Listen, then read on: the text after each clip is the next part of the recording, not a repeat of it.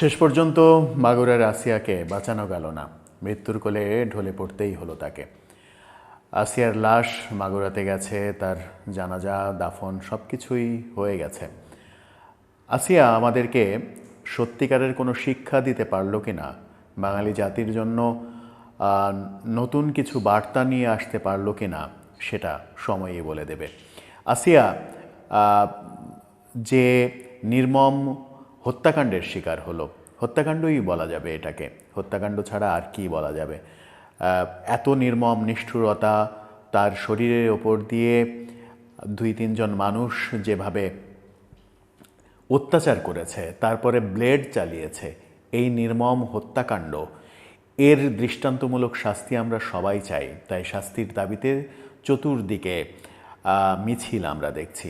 এমনকি মাগুরাতে যে বাড়িতে আসিয়ার এই ঘটনা ঘটানো হয়েছে, সেই বাড়িতে আক্রমণের ঘটনাও ঘটেছে আসিয়ার মৃত্যুর খবর ছড়িয়ে পড়ার পর।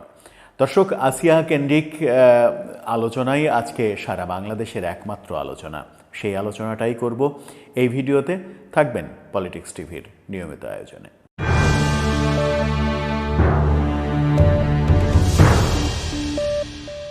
দর্শক, পলিটিক্স টিভির নিয়মিত ভিডিওগুলো এখন থেকে স্পন্সর করছে প্রজাপতি.টিভি, নতুন ওটিটি প্ল্যাটফর্ম। আপনারা চাইলে দেখে নিতে পারেন ফেসবুকে, ইউটিউবে, ইনস্টাগ্রামে, টিকটকে। আমাদের ডিসক্রিপশন বক্সে লিঙ্ক দেওয়া থাকবে, সেখান থেকেও দেখতে পারেন। এবং যে বিষয় নিয়ে আলোচনা করছিলাম, আসিয়া, সেই আসিয়াকে নিয়ে প্রজাপতি.টিভি নতুন একটি শর্ট ফিল্ম তৈরি করছে। খুব শীঘ্রই সেটাও দেখা যাবে। আসিয়ার মর্মান্তিক যে ঘটনা, সেই ঘটনা সেখানে উঠে আসবে বলে প্রজাপতি কর্তৃপক্ষ আমাদেরকে জানিয়েছে। চলে যাই মূল আলোচনায়। আসিয়ার ঘটনা আমরা সবাই জানি। এই ঘটনার প্রতিক্রিয়া হয়তো 1 দিনে, 2 দিনে, 5 দিনে, 7 দিনে শেষ হবে না। সরকারের পক্ষ থেকে জানানো হয়েছে 7 দিনের মধ্যে এই ধর্ষণকাণ্ডের বিচার কাজ শুরু হবে। 7 দিনের মধ্যে বিচার কাজ শুরু হয়ে আসিয়াকে তো আর ফিরে পাওয়া যাবে না। শেষ পর্যন্ত আসিয়া মৃত্যুর কোলে ঢলে পড়ল। যদিও হয়তো সাধারণ চিকিৎসার মধ্যে যদি তাকে রাখা হতো, মৃত্যুর ঘটনাটা হয়তো আগেও ঘটতে পারত।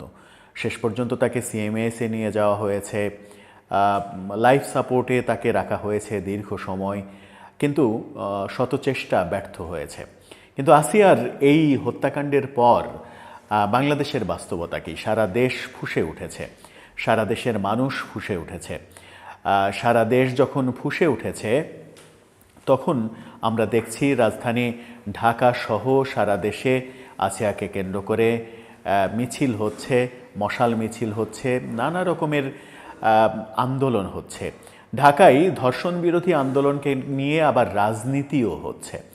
এই যে রাজনীতি, এই রাজনীতিটারই বিপক্ষে আসলে সাধারণ মানুষ। ধর্ষণ বিরোধী আন্দোলন হবে, সেই আন্দোলনে রাজনীতির গন্ধ খোঁজা, রাজনীতির পাল্টাপাল্টি দোষারোপ করা, এটা আমাদেরকে নোংরামির চরম শিখরে নিয়ে যায়। আসলে আমরা 2 দিন আগেই দেখলাম ধর্ষণ বিরোধী মিছিল হলো, শাহবাগ থেকে সেই মিছিল করা হলো, ইন্টারকন্টিনেন্টালের সামনে সেই মিছিলে বাধা দেয়া হলো, পুলিশের সঙ্গে মিছিলকারীদের সংঘর্ষ হলো। এরপরে যেটা হলো, এই মিছিলকে কেন্দ্র করে রাজনীতির ট্যাগ লাগিয়ে দেয়া হলো। বলা হলো এই মিছিলটা সাধারণ মানুষের মিছিল না, এই মিছিলটা 2013 সালে সৃষ্ট গণজাগরণ মঞ্চের মিছিল। এই মিছিলটা সরকারকে অস্বস্তির মধ্যে ফেলতে চায়। একটা ধর্ষণ বিরোধী মিছিলকে গণজাগরণের মিছিল বানিয়ে দেয়া হলো। এবং বর্তমান সরকার সবথেকে বোধহয় ভুল কাজটা যেটা করতে চলেছে, সেটা হচ্ছে গণজাগরণ মঞ্চ এবং শাপলা চত্বর, এই 2 ভাগে জাতিকে বিভক্ত করে তারা নিজেরা এক পক্ষ অবলম্বন করতে চাইছে। এবং সরকারের পক্ষ শুধু না, এই যে ছাত্র সমন্বয়কদের যে নতুন দল, তারাও গণজাগরণ বিরোধী অবস্থান নিজেদের স্পষ্ট করে এক পক্ষে নিজেদেরকে সামিল করছে। এটাকেই অনেকে বলছেন যে তাদের রাজনীতিটা আগামীতে সাম্প্রদায়িক রাজনীতি হিসেবে আখ্যা পেতে পারে, এবং সেই আখ্যা পাওয়ার কর্মকাণ্ড তারা নিজেরাই করে চলেছে।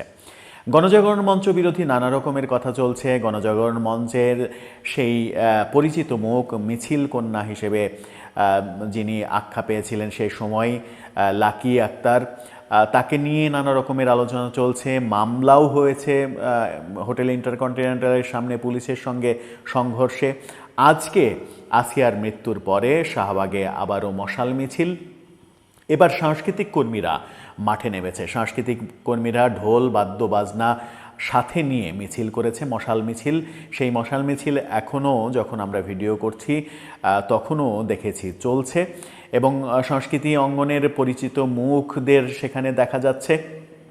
সেই মিছিল থেকে এই হত্যাকাণ্ডের বিচার চাওয়া হচ্ছে। আসিয়া সহ বাংলাদেশের যত হত্যাকাণ্ড ধর্ষণকাণ্ড হয়েছে সেই ধর্ষণকাণ্ডের বিচার চাওয়া হচ্ছে। আবার এই মিছিলটাকে যদি রাজনৈতিক ট্যাগ লাগানো হয় সেটা হবে আর একটা বড় ধরনের ভুল ঘটনা। কারণ ধর্ষণের বিচার আমরা সবাই চাই, ধর্ষণের মিছিলটা হোক না সবাই মিলে একসঙ্গে, পক্ষ বিপক্ষ সবাই মিলে একসঙ্গে মিছিল হোক না, সবাই মিলে আমরা একসঙ্গে বিচার চাইতে পারি না কেন? সেটা আমাদের আমরা জাতিগত হিসেবে বিভেদের রাজনীতিতে অভ্যস্ত সেই কারণে কি না, সেটা একটা বড় প্রশ্ন। যখন এই আন্দোলনের মধ্যে আমরা বিভেদ দেখছি, এই আন্দোলনের মধ্যে পক্ষ বিপক্ষ দেখছি, এই আন্দোলনের মধ্যে গণজাগরণ মঞ্চ খুঁজে পাচ্ছি, এই আন্দোলনের মধ্যে শাপলা চত্বর খুঁজে পাচ্ছি, এই যে বিভেদ, এই যে বিভেদের সংস্কৃতি, এই বিভেদের সংস্কৃতি আসিয়া হত্যাকাণ্ডের বিচার কার্য প্রলম্বিত করতে পারে, বিলম্বিত করতে পারে, এবং আসিয়ার মূল ঘটনাকে পাশ কাটিয়ে আমরা হয়তো অন্য ঘটনায় বেশি নজর দিয়ে ফেলতে পারি। সুতরাং আমার মনে হয় যে বিভেদ থেকে আমাদের বের হয়ে আসতে হবে। বিভেদের মধ্যে থাকছি বলেই রাজনীতিতে নানা রকমের সুর শোনা যাচ্ছে। আজকে জাতিসংঘ মহাসচিব বাংলাদেশে এসেছেন, রোহিঙ্গাদের সঙ্গে প্রধান উপদেষ্টা তাকে নিয়ে ইফতার করেছেন। আজকে আর মৃত্যুর খবরটা বেলা ঠিক 3টায় এসেছে। অত্যন্ত গোপনীয়তার সঙ্গে এবং অত্যন্ত সতর্কতার সঙ্গে আইন শৃঙ্খলার পরিস্থিতি যেন অবনতি না ঘটে সেই কারণে সেনাবাহিনী খুবই তীক্ষ্ণভাবে এটার উপরে নজর রেখে তারা নিজেরা ব্যাপারটাতে ইনভলভ হয়ে যেভাবে লাশ মাগুরাতে পাঠানোর ব্যবস্থা করেছে সেটা একটা প্রশংসনীয় উদ্যোগ। কারণ এই ঘটনাকে কেন্দ্র করে যদি আবার পরিস্থিতি উত্তপ্ত হতো, আসিয়ার লাশকে কেন্দ্র করে যদি আবার পরিস্থিতি উত্তপ্ত হতো, সেটা আমাদের জন্য নতুন দুর্ভাগ্যের ব্যাপার হতে পারত। এরকম ঘটনার মাঝেও আমরা রাজনীতির মাঠে অনেক খবর শুনতে পাচ্ছি, রাজনীতির মাঠে বহু খবর, বহু আলোচনা শোনা যাচ্ছে। ইন্ডিয়া টুডে, হিন্দুস্তান টাইমসের মতো পত্রিকাগুলো বিভিন্ন রকমের খবর করছে বাংলাদেশের রাজনীতি নিয়ে।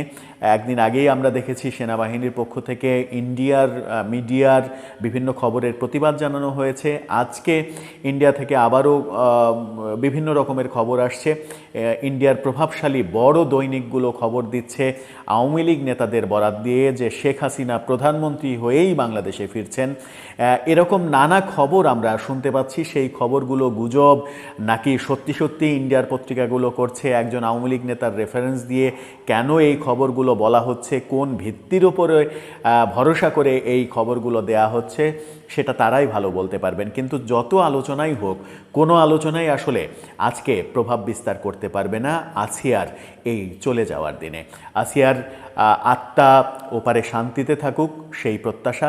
আসিয়ার হত্যাকারীদের দ্রুত বিচার হোক, তাদের বিচার সঠিকভাবে, তবে অবশ্যই সঠিকভাবে মূল যে দোষী তাকে ছাপিয়ে নিরপরাধ কেউ যেন আবার বিচারের আওতায় না আসে সেই দিকে লক্ষ্য করে তাড়াহুড়া করতে গিয়ে যেন নিরপরাধ কেউ শাস্তির আওতায় না আসে সেই দিকেও সরকার লক্ষ্য রাখবেন।